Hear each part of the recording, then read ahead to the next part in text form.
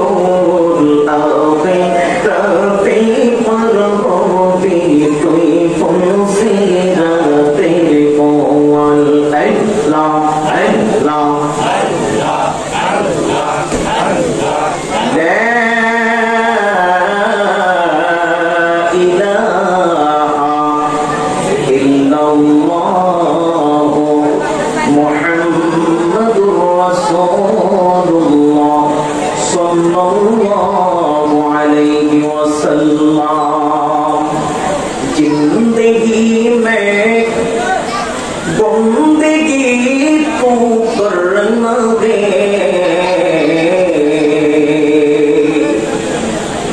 जिंदगी में बंदगी तू करना दे जिंदगी पे बंदगी शर्मिंदा है जिंदगी पे बंदगी शर्मिंदा है दुनिया में हो दुनिया का तौलबगार न हो बाजार से गुजर हो खरीदार न हो ये दुनिया एक किसी कागज फूल है ये दुनिया एक मिसल कागज फूल है जिंदगी में बंदगी तू करना दे जिंदगी पे बंदगी शर्मिंदा है जिंदगी पे बंदगी शर्मिंदा है सुब्हानक ला इल्म लना इल्ला मा अल्लमतना इन्नका अंतल अलीमुल हकीम যদি কেউ বলে হুজুর ইসলামের মধ্যে দুইটা ঈদ ছাড়া আর কোনো ঈদ নাই আমি জানতে চাই আছে না নাই আরো জোরে বলুন আছে না নাই আছে বাবা আল কিফায়াতুশ শারহুল হিদায়াহ মুসান্নিফ হাদিসের একটু মতন ওনার কিতাবে এনেছেন লিকুল্লি মুমিনিন ফি কুল্লি শাহরিন আরবাআতু আয়াদিন আও খামসাতু আয়াত প্রত্যেক মুমিনের জন্য প্রত্যেক মাসে 4 থেকে 5টা ঈদের দিন রয়েছে জোরে বলুন সুবহানাল্লাহ বাইরা মুসান্নিফ রাহমাতুল্লাহি আলাইহি ওই মাসের কোন দিনগুলো ঈদের দিন হবে ওই দিনগুলো স্পষ্ট করার জন্য হাদিসটার গ্রন্থ নাম হলো ইবনে মাজাহ ওই ইবনে মাজাহ শরীফ থেকে হাদিসটা নকল করেছেন আল্লাহর নবী সাহাবী হযরত আব্দুল্লাহ ইবনে আব্বাস বর্ণনা করেন আমি একদিন ফি জুমাতিন মিনাল জুমা'i ইয়া মা'শারাল মুসলিমিন ইন্না হাযা ইয়াওমুন জা'ালাহুল্লাহু ঈদা আব্দুল্লাহ ইবনে আব্বাস একদিন আমার পেজের নাম কি সুমাদায়ের জন্য গেলাম পেজের নাম কি আমি লক্ষ্য করে দেখি রে আমার নবী জুমার মিম্বরের মধ্যে দাঁড়ায় বলতেছে হে আমার সাহাবায়ে কেরাম শুনো ইন্না হাযা ইয়াওমুন জা'ালাহুল্লাহু ঈদা মহান আল্লাহর দরবারে এই দিনটা বড় ঈদের দিন চিৎকার দিয়ে আল্লাহু আকবার বুঝে সুবহানাল্লাহ আল্লাহর দরবারে ঈদের দিন আপনারা জানেন এটা আমরা আলোচনার পয়েন্ট নয় শুধু বলতেছি ঈদ আছে না নাই জোরে বলেন আছে না নাই এই কথার উপরে আমার পূর্বে আরো চমৎকার কথা বলেছে আসুন সামনে আয় অনেক বাইরে বলে হুজুর আমার নবী এই মাসে আগমন করেছে মেনে নিলাম এই মাসে আমার নবী আগমন করেছে মেনে নিলাম এই মাসের মধ্যে আমার নবী রাহমাতুল আলামিন তো বিদায় নিছে আনন্দের বেলায় আনন্দ করো কিন্তু বিদায়ের বেলায় কেন সুখ পালন করো না জোরে তারা আমাদেরকে যুক্তি দেয় কিন্তু মনে রাখতে হবে মুসলমান বুদ্ধির পরে যুক্তি আছে বুদ্ধির চাল তোমরা সব বুদ্ধির মাথায় বাড়ি এক কালার সামনে হওয়াজ করে ঠিক কিনা ইসলাম কি যুক্তিতে চলে না দলিলে চলে আর বলুন যুক্তি দেওয়া দলিলে আমি ফিকহি মাসাইল থেকে কয়েকটি কথা বলি বাবা কোন মানুষ যখন মারা যায় শরীয়ী বিধান হলো আল্লাযী ইস্তাখরিজুল মাসাইল মিন মুতুনিল কুরআন ওয়াস সুন্নাহ যারা কোরআন সুন্নাহর মুস্তাহিদ তারা বলে শরীয়তে কোনো মানুষ মারা গেলে 3 দিনের বেশি শোক পালন করা যায়। জোরে বলুন যায়? খারাপ লাগতেছে? আরো জোরে বলুন খারাপ লাগতেছে? এক বেলা বাজান ডাক্তারের কাছে গেছে। জোরে বলুন কই গেছে? ডাক্তারের কাছে। যায়া কয় ডাক্তার সাহেব আমার পা তো হুসুর খাইয়া পা ফুলাই গেছি, ঔষধ আছে নিতে। ডাক্তার কয় এই মলমটা নাও, যেই জায়গায় ব্যথা পাইছো সেখানে লাগাইয়া দিও। যেটাই ব্যথা পাইছো সেখানে লাগাইয়া দিবা। সে যাইয়া কি করছে, যেই পাথরে হুসুর খাইছে ওই পাথরের মধ্যে 1 দিন 2 দিন 3 দিন লাগাইছে। কই দিন? 4 দিনের মাথায় যাইয়া কয় বাবা ডাক্তার সাহেব তুমি কিতা কইরা ডাক্তার হইছো? কয় কেনে? 3 দিন মলম লাগাইছি, কাজ তো হয় নাই। ডাক্তারে কই কাজ তো হওয়ার কথা, ঠিক মতো লাগাইছো? কয় হ্যাঁ, বড় কষ্ট করে যাইয়া ওই পাথরে লাগাইছি। ডাক্তার তো কি কষ্ট? আপনারা বললেন যেখানে ব্যথা পাইছি সেখানে লাগাইতে, আমি ব্যথা তো পাইছি পাথরে, তাহলে কি পাথরে লাগাইবো না? ডাক্তার কয় আমি তো পাথরের কথা বলি নাই, আমি বলছি সেই জায়গায় ব্যথা পাইছো অর্থাৎ তোমার পায়ের অংশে লাগানোর জন্য। দূরে বলুন ঠিক কিনা? মনে রাখতে হবে মুসলমান, শরীরে যে জায়গায় ক্ষত দেখাবে ওই জায়গায় মেডিসিন ব্যবহার করতে হয়। ইসলামের মধ্যে যেই জায়গার মধ্যে ক্ষত সৃষ্টি হয়, আমি মোলামার দায়িত্ব হচ্ছে ওই পয়েন্টের উপরে আলোচনা করে মেডিসিন দেওয়া। দূরে বলুন ঠিক কিনা? আমরা বলুন ঠিক কিনা? এটা অস্বীকার করার সুযোগ নেই। যদি কোনো মহিলার স্বামী মারা যায়, তার সুখ পালনের পদ্ধতি ভিন্ন, তাকে ইজ্জত পালন করতে হয় 3 মাস 10 দিন। ধরে ঠিক কিনা? দেখবেন আপনার বাড়িতে আপনার বাবা চাচা মারা গেলে পাশের বাড়িতে 3 দিন পর্যন্ত খাবার দেওয়া হয়। যেরকম কয়দিন? 3 দিনের পরে আর কেউ দেয়? কারণ 3 দিন তারা ট্রাজেডিপূর্ণ সিচুয়েশন পার করতেছে, এই জন্য 3 দিন সে করে চুলা জ্বালানো হয় না, আশপাশ থেকে খাবার আসে। কিন্তু 3 দিন পরে আর সুখ পালন করা যায়? জুড়ে বলুন যায়? ভাইরা আমার, এটা হলো একটা যুক্তি। দ্বিতীয় নাম্বার, আমার নবীজি রাহমাতুল লিল আলামিন 13,000 বছর পূর্বে উম্মতদেরকে এতিম বানায়া দুনিয়া থেকে পর্দা করেছে। আমার দুর্গতি সাহাবীরা পাগল পাড়া হয়ে গেছে, কান্না করতে করতে রে বুকটা বাসায় আসছে। ইতিহাস রাখি রে বন্ধু, আমার নবীজির দেহ মুবারক মাটির উপরে ওনার ইন্তেকালের পরে পর্দার পরে 3 দিন পর্যন্ত ওনাকে দাফন করা হয় নাই। আল্লাহ নবী বিদায়ের পরে আমার নবীজিকে কোনো মানুষ জানাজা করতে জানা আসেনি। নবীজির আপনি আমি মারা গেলে জানাজার নামাজ 4 তাকবীরে পড়ি, দোয়া করি গো আল্লাহুম্মা গফির লি হাইয়িনা ওয়া মাইয়িতিনা ওয়া শাহিদিনা ওয়া গায়িবিনা ওয়া সাগীরিনা ওয়া কাবীরিনা। কিন্তু আমার নবীর ইন্তেকালের পরে কোন সাহাবায়ে কেরাম এই দোয়া করছে কোন দলিল আছে? আরো জোরে কোন আছে?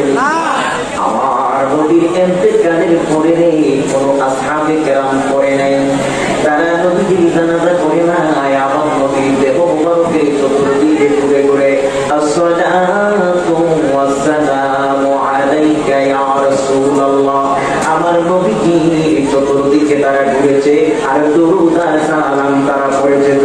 সুবহানাল্লাহ। দ্বিতীয় নাম্বার, আমার নবীজি যেই জায়গায় শায়িত আছে রওজাতুল মিন রিয়াদুল জান্নাহ, ওই জায়গা দুনিয়ার সাধারণ কোন জায়গা না মুসলমান।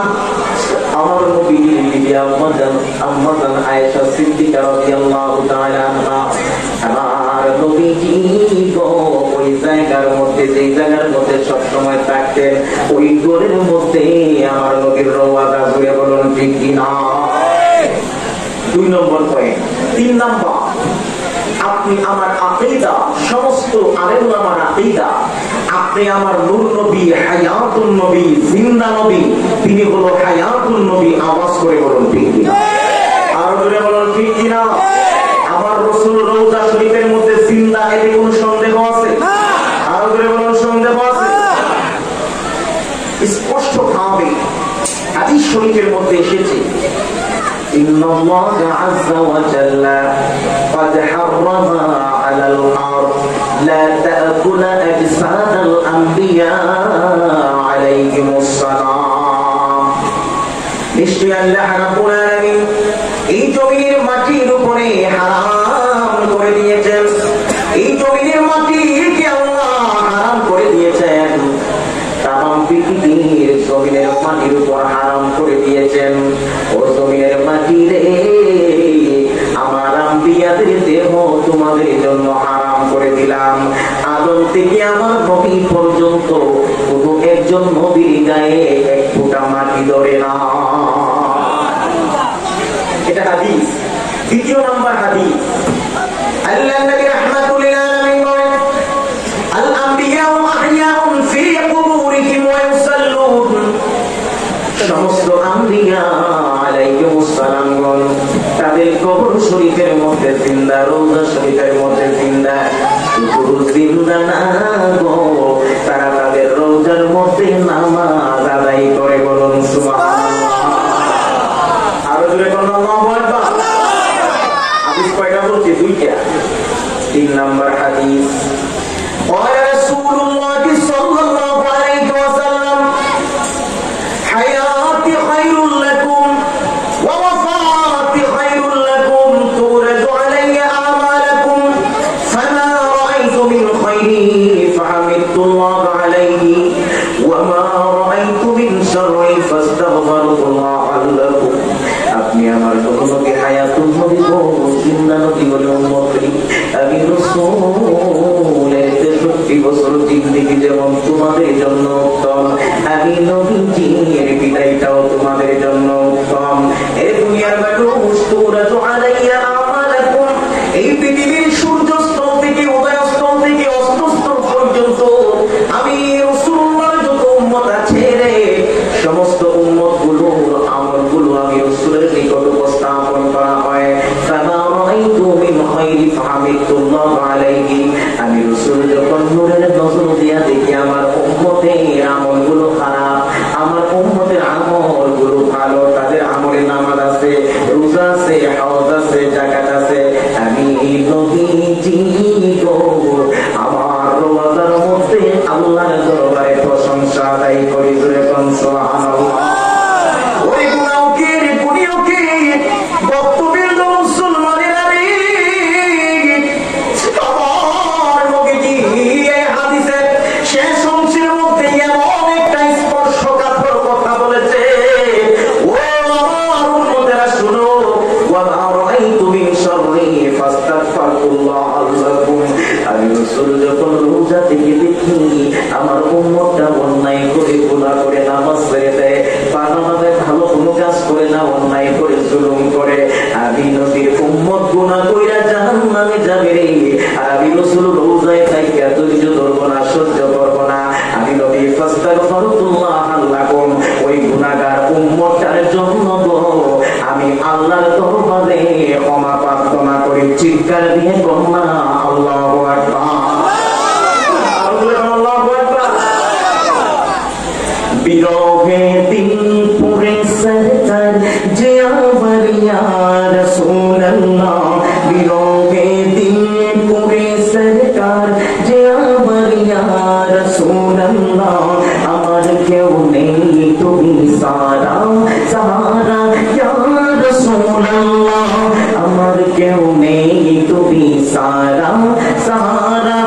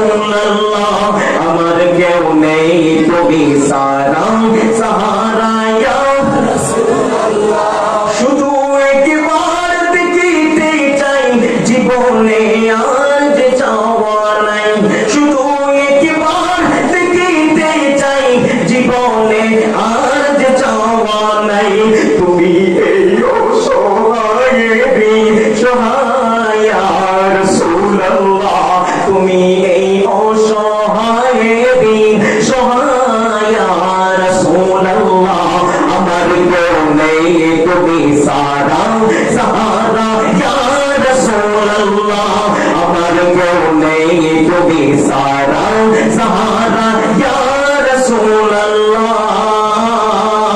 বিরোগে দিল বেকার জান গোলামের যন্ত্রণায় প্রাণ বিরোগে দিল বেকার জান গোলামের যন্ত্রণায় প্রাণ ওয়ারাফা'না লাকা যিকরাকে তুবশাদ ইয়া রাসূলুল্লাহ ওয়ারাফা'না লাকা যিকরাকে তুবশাদ ইয়া রাসূলুল্লাহ আমার কেউ নেই তুমি সারা সাহারা ইয়া রাসূলুল্লাহ আমার কেউ নেই তুমি সারা সাহারা ইয়া রাসূলুল্লাহ কত জনে থেকে তোমায় বলি যা শীতল হয়ে যা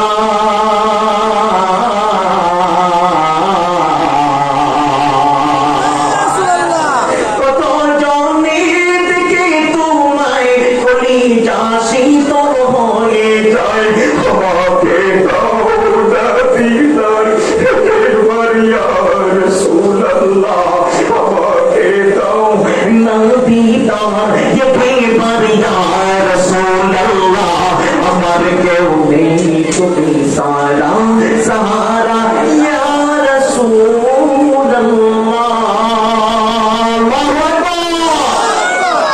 তাহলে আমার নবী রাহমাতুল লিল আলামিন যিনি উম্মতের খবর রওজা শরীফের মধ্যে থেকে থেকে রাখেন জোরে বলেন ঠিক কিনা আমাদের বলুন ঠিক কিনা আসুন বাবা একটু সামনের দিকে আগাই আমি জানি না সময় কতটুকু তবে বিশাল আলোচনা আমার সামনে কথাগুলো খুবই গুরুত্বপূর্ণ খারাপ লাগতেছে বাবা আমাদের খারাপ লাগতেছে বর্তমান সময় তো কেউ কারো কথা শুনতে চায় না হ্যাঁ কয়েমনে কোন দিকে যাবে বাপুতে নিলে গাদা কিনছে তুলে বল কি কিনছে গাদা সিনেননি গাদা সিনেন না গাদা না হলো মনে হয় বড়টা গাদা বুদ্ধি বেশি না তো কম দিকেই বেরলাম গাদা কথা কম ঠিক কিনা যে বাপে গাদা কিনছে তুইও গাদা কিনছে বাপে পুত্রে ডাকিয়ে তো বাবারই তুই আমার ওইটা টুকরো পুত্রে বাবা কত হাসি তুই উচ্চাবো আমি বাপে ডাক কথা বুঝে না আমি বাপে টানতেছি তুমি উচ্চা বসছো ছেলে উচ্চা বসছে বাপে টানতেছে একদল মানুষের দিকে বলতে এই কিরকম বিয়াদব ছেলে বাপে টানতেছে আর ভূতে আরাম করে যায় আচ্ছা এমন কথা শুনলে কোনো ভূতে বইব একটু কথা জবাব দিয়ে আরাম ব্যবহার বসবে আর তুমি বসবে ছেলে ভোট তুলে লাগিয়ে গেছে বাপে ডাক দিয়ে বাবা এখন তুমি উঠো বাপে উঠছে ছেলে টানতেছে আর একদল মানুষের দিকে বই দেখ দেখে কিরকম খাল পিঠা পাও ওইটা টুকরা ফুটটাবে খাটাইয়া নেয় আরাম করে যায় আচ্ছা এই কথা শুনছে কি বাপে বলবো বাপে মেনে গেছে ডাক দে তো পুত্রে মানুষে বড় কষ্ট দে এক কাজ করি কই কি তো তুইও হাইটা যা আমিও হাইটা যাই দাদাও হাইটা যা তিনজন হমান তালে আটকে আছে তিনজন কি হমান তালে আটকে আছে এমন অবস্থায় আরেকজন মানুষের বন্ধু বান্ধব বৈশাখ করে একটা রেখে ডাক দিয়ে দুষ্ট করে কই কি করবো একটা বাজি মারি কের বাজি মারবি পয়সা নিয়ে কয়টা গাদা হেকো একটা কোনা তিন দেয়া কি কয় হেকো একটা কোনা তিনটা ও কেমনে তিনটা এই যে মুক্তখানে একটা গাদা বাকি যে দুইটা সিটিও গাদা কেন ওখানে যে কোনো একটা উঠতে যাই যাবো কেউ আগে উঠছেন জোরে উঠছেন কিনা আরো উঠছেন কিনা বাপে উঠে গেছে কোথা পুত্রে ডাক দিয়ে একটা বাইক যত করছি বা দুইটা বাইক যত করছি ও গাদার সামনের ফাউবান পিছের ফাউবান মাঝখানটা কথা ঢোকা ঢুকাইছে তুই সামনে দেখাম দিল আমি পিছিয়ে যাবো বাপুতে মিলে দাদা কান্দুল ছিল হাঁটতে আছে কিছুক্ষণ যাওয়ার পরে আরেকজন মাঝে দেখি আবার দুষ্ট ওই পাইলাম কি তো কি পাই সত্যি তো হারা জীবন দেখছি গাদায় মানুষ না যখন দেখি মাইছেও গাদা কাঁপে ঘরের কথা বাইরে কই সে কিন্তু ঘরের নয় ঘরের কথা বলে বার ভেঙে গেল ঘরের দা অপর মানুষ আপন হয় গোপন গোপন কথা কয় কথা কয়ে কথা লয় তারে কিন্তু করব আওয়াজ করে বলুন ঠিক কিনা ঠিক কিনা বাবা খারাপ লাগতেছে আমি আপনাদের মধ্যে কুরআনুল কারীমের একটা আয়াত পড়েছি আল্লাহ রাব্বুল আলামিন বলেন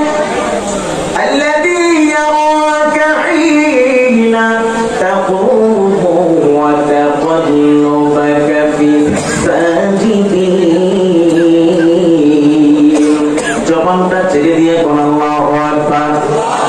এই আয়াতের ব্যাখ্যাটা যদি বোঝা লাগে এই মুসলমান একটু গভীরভাবে খেয়াল করুন। রাসূল মুফাসসির মারহাবা কইতেন না, মারহাবা। একটা জবান বন্ধ রাখবেন না গো, জবানটা ছেড়ে দিয়া কোন আল্লাহু আকবার।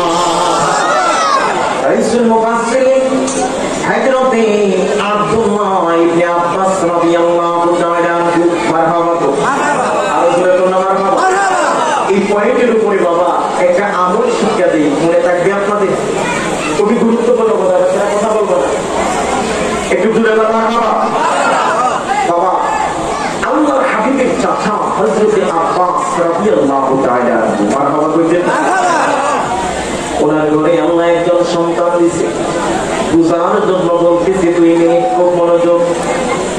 একজন পুত্র সন্তান আল্লাহ দান করতে গো আমার নবীজির দরবারে ওনার চাচা কুলে করে নিয়ে আসছে।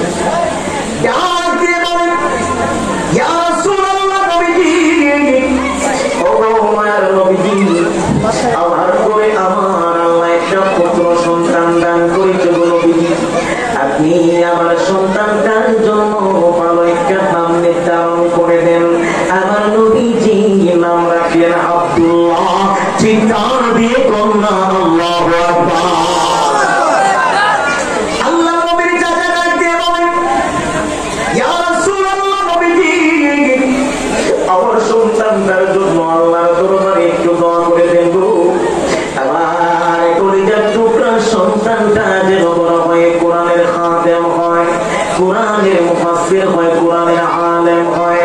আল্লাহ নবী হযরতে আব্দুল্লাহ শিশু আব্দুল্লাহকে কোলে নিলেন, নেওয়ার পরে ডাক দিয়ে বলে, ও চাচাজি গো মদিনার একটা খেজুর নিয়ে আসেন, আমার দিকে লক্ষ্য করুন। আল্লাহ নবীজির চাচা হযরতে আব্দুল্লাহ মদিনা শরীফ থেকে একটা খেজুর নিয়ে আসা হলো। ওই খেজুর খানা হযরতে আব্দুল্লাহ রাদিয়াল্লাহু তাআলা আনহু কোলে নিয়ে রাখলেন। আমার নবীজি বুখারী শরীফের সূরা উমদাতুল কারী শরীফ সহিহুল বুখারী আল্লামা ফখরুদ্দিন আইনি রাহমাতুল্লাহ কথা উল্লেখ করেছেন। আমার নবীজি কাছে একটা খেজুর নিলেন, কিংবা মিষ্টি একটা খেজুর নিয়ে আমার নবীজি চিবালেন। চিবানোর পরিব নবীজির ঠোঁট মোবারকের মধ্যে একটু মিষ্টি লালা চলে আসলো। আমার নবীজি ওই মিষ্টি লালা খানা ওনার শাহাদাত আঙ্গুলের মধ্যে লাগালেন। ওই আঙ্গুলটা হযরতে আব্দুল্লাহর মুখের ভিতরে ঢুকাইয়া দিলেন, আর আল্লাহর দরবারে দোয়া করলেন, আল্লাহ আল্লাহ আমার এই ভাইটাকে, আমার চাচার সন্তানটাকে তুমি যুগ শ্রেষ্ঠ কোরআনের খাদেম বানায়া দাও। জবান করে কন্যা আল্লাহু আকবার। বুখারীর মতনের ভাষা এটাকে তাহনিক বলে। কি বলে? তাহনিক। আপনি আমার ঘরে যখন সন্তান হবে, আমাদের মা দাদিরা কি করে ওই মুখের মধ্যে বাবা মিষ্টির পানি দেয়, আরো কত কি দেয়, মধু দেয় না। ওই এলাকার মধ্যে বাচ্চা যখন জন্ম নিবে, বুজুর্গ আল্লাহ একজন ব্যক্তির কাছে নিয়ে যাবেন আর বলবেন সুন্নত তরিকায় আমার রাসূল যেটা করেছিল এটা করে দেন। তিনি একটা খেজুর চাপাবেন, মুখে লাগা আসবে, সামান্য একটু মুখে ঢুকাইয়া দিবে, আল্লাহ তার জবানে বরকত দিবে। জোরে বলুন মারহাবা। আরো জোরে বলুন মারহাবা। আল্লাহ তাকে ইলমে তাআক্কি দান করবেন, তার সিনাকে প্রশস্ত করে দিবেন। এটা রাসূলের সুন্নাত। রাজি আছে? আজকে এই আমলটা যদি নিয়ে যাইতে পারে, আমি গুনাহগার আসার এই পরিশ্রমটা সার্থক হয়ে যাবে। মারহাবা। উনি হলো আব্দুল্লাহ ইবনে আব্বাস। ওনার বয়স মাত্র 13 বছর। যখন জোরে বলুন কয় বছর? 13 বছর। আরো জোরে বলুন কয় বছর? 13 বছর। শুধু পারস্য থেকে একজন লোক আমার রাসূলের দরবারে আসছে। কথা বুঝতেছেন বাবা? আমার নবী তখন সাহাবায়ে কেরামদেরকে নিয়ে বসে বসে আলাপ করতেছেন, জরুরি যুদ্ধের প্রস্তুতি মিটিং করতেছে। বুনিয়াদের হুজুর যদি একালের মধ্যে বসে কোনো মিটিং করে, গুরুত্বপূর্ণ কোন বিষয় নিয়ে আলোচনা করে, কোন মানুষ যদি মাঝখান থেকে বারবার বলতে চায়, তাহলে ডিস্টার্ব করবে, ডিস্টার্ব ফিল করবে। দূরে কোন ঠিক কিনা? আল্লাহ রাসূলের কাছে বারবার কি যেন জানতে চায়। আমার নবী বলে গো, কি জন্য আসছো তোমরা? ডাক দিয়ে বলি, ইয়া রাসূলুল্লাহ, নবী গো, আমরা অনেক দূর কোরআনের এই অংশের তাফসীরটা আমরা বুঝি না। আমার নবী বলে শুনো, আমি সাহাবায়ে কেরামদেরকে নিয়ে একটু ব্যস্ত আছি, যাও ওই যে 12-13 বছরের ছেলেটা দেখা যায় তার কাছ থেকে জেনে নাও। ওই বলে আমি একটু সাহাবীদেরকে নিয়ে ব্যস্ত আছি, ওই ছোট্ট ছেলেটার কাছ থেকে জেনে নাও। তারা একজন আরেকজনের পরে আমাদের অঞ্চলের এত বড় বড় আমাদের তারা এটার ব্যাখ্যা বিশ্লেষণ জানে না। আর সে কি করবে? ওনার কাছে যাওয়ার পরে ঘর ঘর করে হাফিজদের মতো এর প্রশ্নের জবাব দিয়ে দিল। এটা আমার রাসূলের দোয়ার বরকত জুড়ে করা হয়। তাহলে এই আয়াতের তাফসীর যিনি করেছেন রাইসুল মুফাসসিরিন হযরত আব্দুল্লাহ ইবনে আব্বাস, রাসূলের সাহাবী। আমার রাসূলের সাহাবী যিনি তাফসীর করেছেন এর চাইতে বড় কোনো দামি কথা আছে? আরো জোরে বলা আছে? তিনি কি কেন ওয়াতাকাল্লুবাকা ফিস-সাজিদিন মনোযোগ ওয়াতাকাল্লুবাকা ফিস-সাজিদিন আয় ইন্নাল মুরাদা বিহু মিন সাল্লিন নাবিয়্যুন ইলা নাবিয়্যিন হাত্তা আখরাজতুকা নাবিয়্যা রাওয়াহুল বাজ্জার। এই দুনিয়ার মানুষ, আব্দুল্লাহ ইবনে আব্বাস কোন আয়াতের মধ্যে আল্লাহ রাব্বুল আলামিন তার নবী রাহমাতুল লিল আলামিনকে এই দুনিয়ার জমিনের মধ্যে প্রেরণ করেছেন একজন নবীর পৃষ্ঠ থেকে আরেকজন নবীর পৃষ্ঠে। অতঃপর হাত্তা আখরাজতুকা নাবিয়্যা, নবী হিসেবে তিনি দুনিয়ার জমিনের মধ্যে আগমন করেছেন। জবান বলে আল্লাহু আকবার। হাত্তা আখরাজতুকা নাবিয়্যা, নবী হিসেবে তিনি দুনিয়ার মধ্যে আসছে। সুবহানাল্লাহ। তাহলে আমার নবীর ব্যাপারে রাসূল মুফাসসিরিন বলতেছেন হাত্তা আখরাজতুকা নাবিয়্যা ইন্নাল মুরাদা মিনকুম নাবিয়্যুন ইলা নাবিয়্যিন হাত্তা আখরাজতুকা নাবিয়্যা।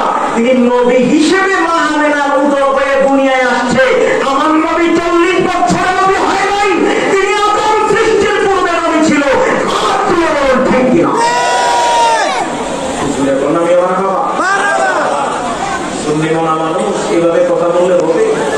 রাসূলের পক্ষে নিয়ে আওয়াজ দিবেন যেন জানটা বাকি হয়ে যায়।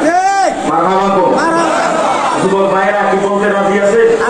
একটু টেস্ট হয়ে যাক। জোরে কোন আল্লাহু আকবার, আরো জোরে কোন আল্লাহু আকবার, একবার বলি ইয়া রাসূলুল্লাহ। তাহলে রাসূল তিনি নবীদের পৃষ্ঠ হয়ে হাত্তা আখরাজতুকা নাবিয়্যা, অতঃপর তিনি নবী হিসেবে আসছেন। এখন নবীর পৃষ্ঠে ঢুকলো কেমনে? মুফাসসিরিনে কেরামগণ লিখে খুব মনোযোগ। কোরআন হাদিসের কথা মনোযোগ না হলে বোঝা যায় না। কথা বলুন ঠিক কি বাবা? যেই জায়গার মধ্যে যত বেশি রহমত আদবের খেলাফ হলে ওই জায়গার মধ্যে গজবও আসতে পারে। বলুন ঠিক কি? जो ना डरता है खुदा की आज़ाब से वह मरता है खुदा की गजब से। যে আল্লাহর আযাবকে ভয় পায় না ওই মানুষগুলো আল্লাহর গজবে পতিত হয়। জোরে বলুন ঠিক কি? আদব নিয়ে বসবেন, বুঝলেও সব না বুঝলেও সব। মারহাবা। এখানে কোরআন হাদিসের কথা হচ্ছে, রাসূলের মহব্বতের উপরে, শান শৌকতের উপরে, এবং প্রত্যেকটি কথা এভিডেন্স ভিত্তিক। অতএব মনোযোগ লাগবে। মারহাবা বলুন। মারহাবা। বাইরে আবার মুফাসসিরিনে কেরাম লিখে কিভাবে নবীদের পৃষ্ঠে আসলো। ও মনোযোগ, মজার আলোচনা শুরু। আল্লাহ রাব্বুল আলামিন হযরত আদম আলাইহিস সালাতু ওয়াস সালামকে যখন জান্নাতের মধ্যে তার পরিখানা বানায়া রাখলেন, খামিরটা বানায়া রাখলেন, আদমের ভিতরে রূহ দেওয়া হয়, কিন্তু রূহ কারণ আদমের ভিতরে থাকতে চায় না। একবার দেওয়া হলো, বের হয়ে আসে, দ্বিতীয়বার বের হয়ে আসে। আমার আল্লাহ কই, পৃথিবীর মানুষ শোনো, আমার আল্লাহ তখন ফেরেশতাদেরকে বলে এইভাবে রূহ কানা থাকবে না, আদমের ভিতরে হাকিকতে নূরে মুহাম্মদী ডুবায়া দাও। জোরে কোন সুবহানাল্লাহ। এই কথার মধ্যে অনেকে ফিতনা ধরে। আমি প্রত্যেকটি কথা দুবাই থেকে বলছি, কথাগুলো বলবো। বিশ্ববিখ্যাত কিতাব জাওয়াহিরুল বিহার, জিলদে আউয়াল, পৃষ্ঠা নাম্বার 20, আল্লামা নাবহানী রাহমাতুল্লাহ লিখেন, রূহুহু সাল্লাল্লাহু আলাইহি ওয়াসাল্লাম হিয়া উম্মুল আরওয়াহ। এই পৃথিবীতে যত রূহ আছে সমস্ত রূহের জননী হলো আমার নবী মুহাম্মদুর রাসূলুল্লাহ। জুরে কোন মারহাবা, মারহাবা, আর জুরে কোন আল্লাহু আকবার। এই এখানে মুসান্নিফ আবুল আরওয়াহ বলেন নাই, এখানে বলেছেন উম্মুল আরওয়াহ। রূহের জননী বলছেন, বাবা বলে নাই। জুরে কোন কি বলছে? মা বলেছেন, বাবা বলে নাই। কেন? এই পৃথিবীতে বাবা ছাড়া এমন কোন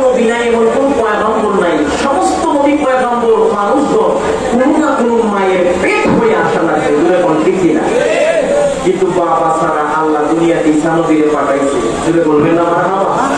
আরো জোরে বলবেন মারহাবা? আল্লাহ খালিকে সমস্ত রূপের জননী হলো আমার নবী মুহাম্মদুর রাসূলুল্লাহ। ওয়া আবুহু আদম মিন হাইসুল জাসাদি। এই দুনিয়ার মানুষ আমার উপরে মুসলমান ভাইরা কথাগুলো মনোযোগ দিবেন। যদি দেহের দিক বিবেচনা করা হয় তাহলে আমার নবীর পিতা হবে হযরতে আদম। ওয়া আবুহু আদম মিন হাইসুর রূহ। আর রূহের দিক বিবেচনা করা হয় আদমের পিতা হলো আমার নবী মুহাম্মদুর রাসূলুল্লাহ সাল্লাল্লাহু আলাইহি ওয়াসাল্লাম। মুস্তাফা আগে হি ইনকে নামে আগে কোই করো পবিত্র সে খিতাবে আগে মুস্তাফা আগে হি इनके नाम आगे आओ कोई करो तो बितर से खिताब आगे नाज़िकर है हलीमा तेरी गोद में मुस्कुराता हुआ मांगे ताबे आगे आओ तेरों में नज़दी एक सवालात का बन के अहमद रजा एक जवाब आ गया।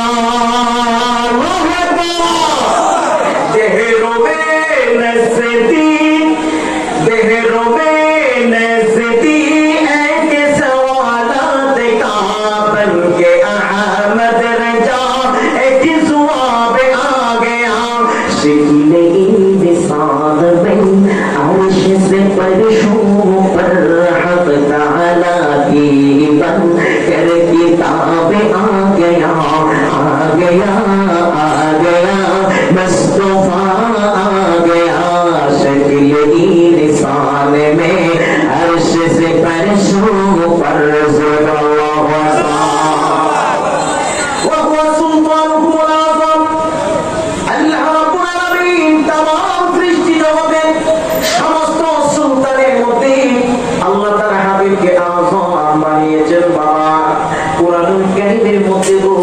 সূরা ইয়াসিনের একেবারে শেষের দিকে একটা আয়াত আছে ইন্নামা আমরুহু ইযা আরাদা শাইআন আইয়াকুলা লাহু কুন ফায়াকুন। আল্লাহ রাব্বুল আলামিন যখন কোনো কিছু সৃষ্টির আলাদা করেন, কোনো কিছু সৃষ্টি করার উদ্দেশ্য করেন, আমার আল্লাহ কোন বলে জোরে বলুন কি বলে? কোন বলে ফায়াকুন হয়ে যায়। এই কোন শব্দ লিখতে দুইটা অক্ষর লাগে। আমার সাথে সবাই খেয়াল করেন কয়টা অক্ষর লাগে? আর জোরে বলা লাগবে কয়টা অক্ষর লাগে? দুইটা অক্ষর লাগে। একটা হলো কাফ আর একটা হলো নুন। মুফাসসিরিনে কেরাম থেকে দুনিয়ার মানুষ জানি কাফ দ্বারা হলো কালামে লাগে, নুন দ্বারা হলো নূরে মুহাম্মদে। কালামে এরই থেকে আদেশ হয় রে নূরে মুহাম্মদি থেকে সৃজন হয়ে যায়। চিৎকার দিয়ে গোনা আল্লাহু আকবার। এই জন্য হযরতে আদমের দেহের ভিতরে নূরে মুহাম্মদি ঢুকিয়ে দেওয়া হলো। আদম বেহেশতের ময়দানে মাথা উঠালেন, হাদিস সাক্ষী ইন্না আদামা রাআ ইসলাম মুহাম্মাদিন সাল্লাল্লাহু আলাইহি ওয়াসাল্লাম মাহতুবান ফিল আরদ। আদম মাথা উঠাইয়া সর্বপ্রথম নজর চলে গেল আল্লাহর আরশে আজিমের দিকে। তাকায়া দেখে গো আল্লাহর আরশে আজিমের মধ্যে আমার আল্লাহর নামের সাথে চমৎকার ভাবে আরেকটা নাম দেখা যায়। আওয়াজ দিয়ে বলুন আল্লাহু আকবার। আল্লাহর আরশে আজিমের মধ্যে আল্লাহর নামের সাথে একটা নাম দেখা যায়। আদম নবী অপরূপ ময়ূরে থাকিয়ে আছেন, এই নামটা তার। এই মুহূর্তে আল্লাহ ডাক দিলেন ইয়া আবা মুহাম্মদ সাল্লাল্লাহু আলাইহি ওয়াসাল্লাম। আল্লাহ ডাক দিছে ও আদমের বাবা শোনো। আদমের ডাক দিছে মুহাম্মদ সাল্লাল্লাহু আলাইহি ওয়াসাল্লামের দিকে। আদম নবী আল্লাহর দরবারে হাত বাড়ায় কই ইয়া রাব্বি বিমা কান্নাইতানি আবা মুহাম্মদ।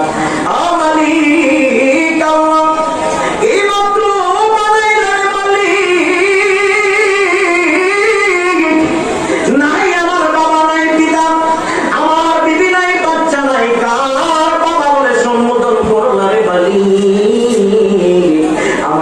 তখন বলে লাউলাহু মা খালাকতুকা ওয়ালা সামাআন ওয়ালা আরদা।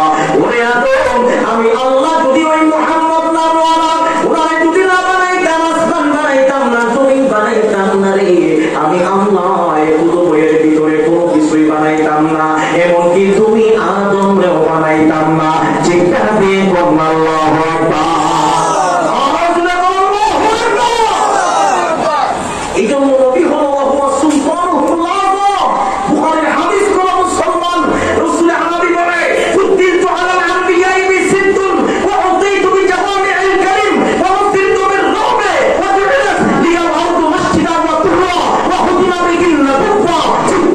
আল্লাহু আকবার, আল্লাহু আকবার। আমার নবী বলে তামাম পৃথিবীর মানুষ শোনো, সমস্ত নবীদের চাইতে আল্লাহ আমি রাসূলকে 6টা গুণ বেশি দিয়েছি। জোরে বল কয়টা? 6টা। 6টা। জোরে বল কয়টা? 6টা।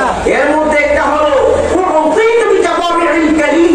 আমার আল্লাহ সৃষ্টির সূচনা থেকে কিয়ামত অবধি পর্যন্ত কি হবে আর না হবে আল্লাহ আমি রাসূলকে তা জানায়া দিয়েছি। সুবহানাল্লাহ। একটু জোরে বলুন না সুবহানাল্লাহ। আরো জোরে সুবহানাল্লাহ। আল্লাহ যদি জানায়া দেয় আমাদের কোনো অসুবিধা? আরো জোরে বলুন কোনো অসুবিধা? আল্লাহ যদি তার হাবিবকে জানায়া দেয় আমাদের কোনো কিছু করার আছে? কোনো সমস্যা আছে? কে জানাইছে? আল্লাহ। আরো জোরে বলুন কে? আল্লাহ।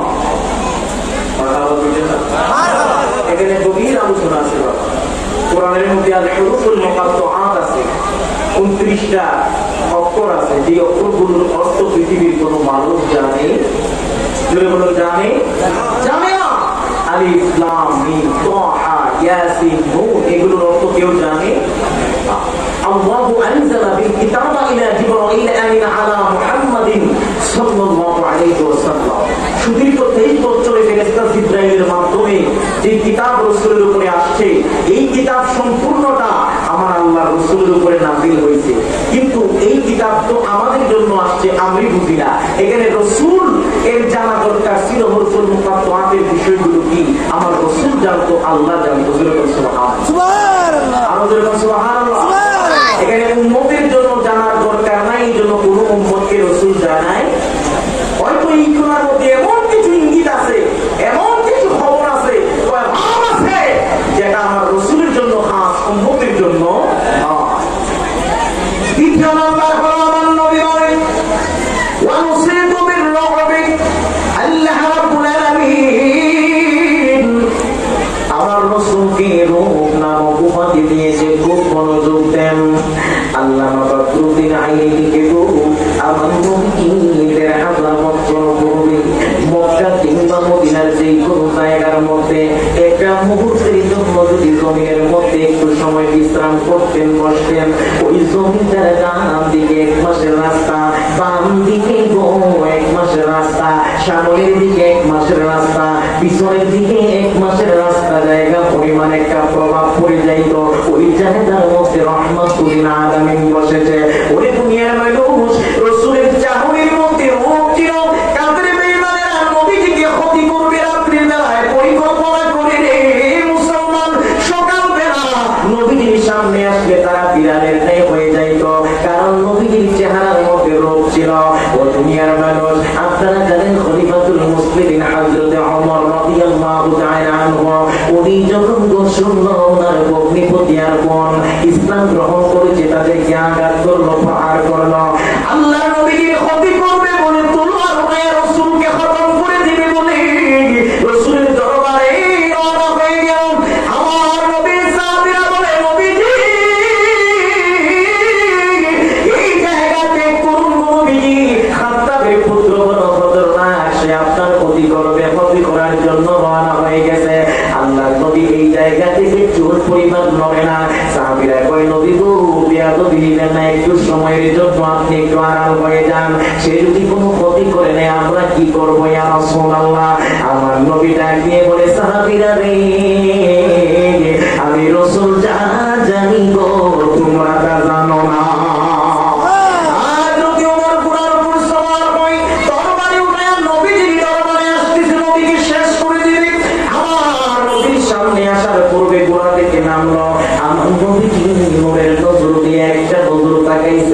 আমার কবিজি উমরের চেহারার দিকে একটা নজর দিয়ে তাকাইছে।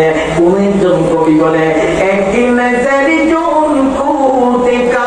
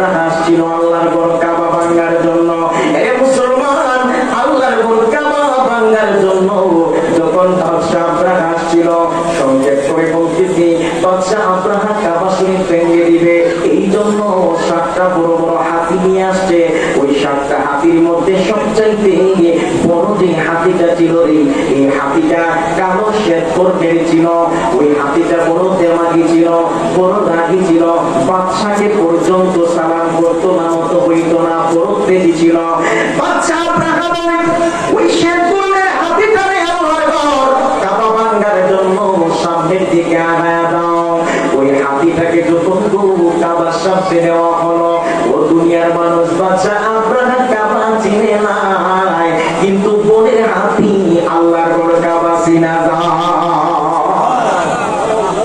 হাতিটা যেন ডান দিকে বইকে যায়, বাম দিকে দিলে যেন বেগে যায়, কিন্তু আল্লাহর ঘর কাবার দিকে একটা চুল পরিমাণ আগায় না। হাতির উপরে দিয়ে বসা পার আঘাত করতেছে হাতি, জানা কাবা ভাঙার জন্য সামনে আগায়। হাতিটা সামনের দিকে আগায় না, অর্থাৎ কাবার দিকে একটা চুল পরিমাণ আগায় না। আরে মুসলমান, ওই কাবার দিকে হাতি আগায় না, আঘাত সহ্য করতে না পেরে হাতিটা ভদ্রতার সাথে পা গুলো গেড়ে জমিনের মধ্যে বসে গেছে। বাহিরের মধ্যে হাতির উপর আঘাত চলতেছে। ঠিক এই মুহূর্তে কাবা শরীফের ভিতরে ছিল হযরতে আব্দুল মুত্তালিব, কাবার ভিতরে ইবাদত বন্দেগীর মধ্যে ছিল। আব্দুল মুত্তালিব বাহিরের মধ্যে কি যেন একটা আওয়াজ শুনতে পাইল।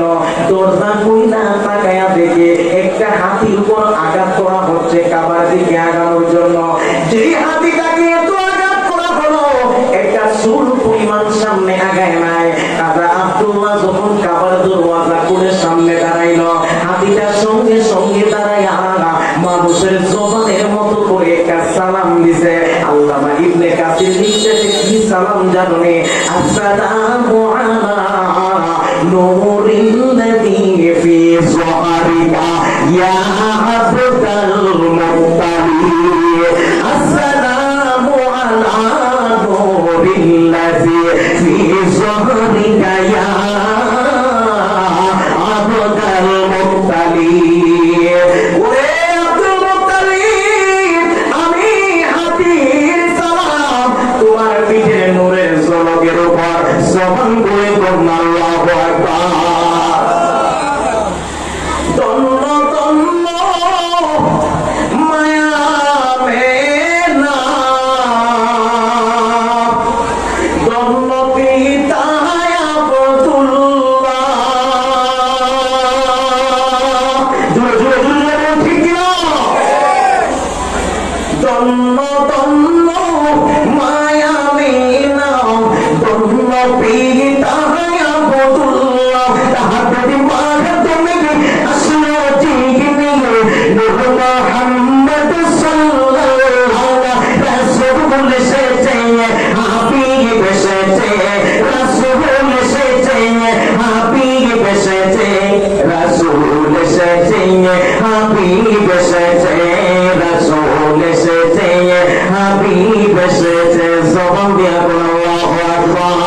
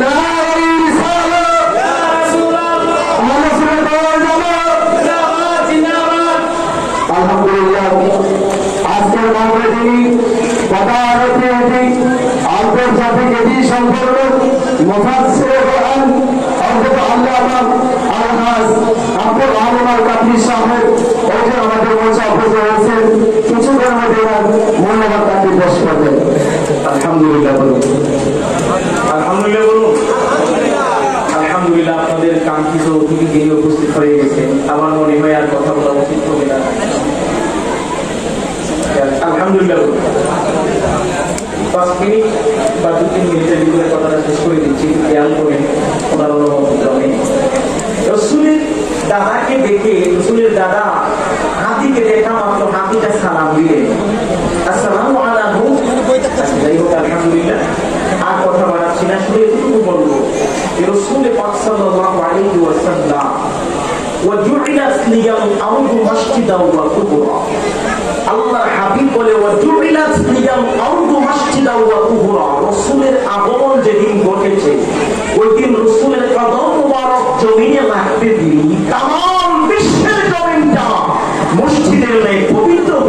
কিনা? জোরে বলুন সুবহানাল্লাহ। এটা ছিল রাসূলের কদম মুবারকের বদৌলতে।